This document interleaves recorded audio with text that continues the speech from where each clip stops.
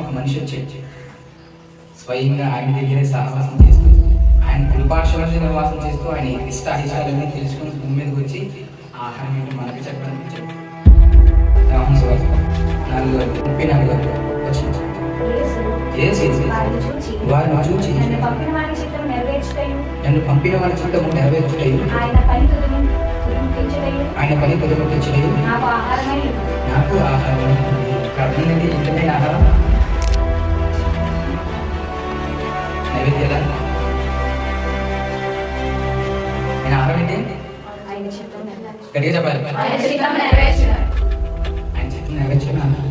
ఇప్పుడు మీరు మనసులో అనుకోండి, దేవునికి ఆహారం ఎంతమంది తెచ్చారు? నేను అడిగింది బయట వాళ్ళకి ఆహారం తెచ్చి నరగట్లేదు.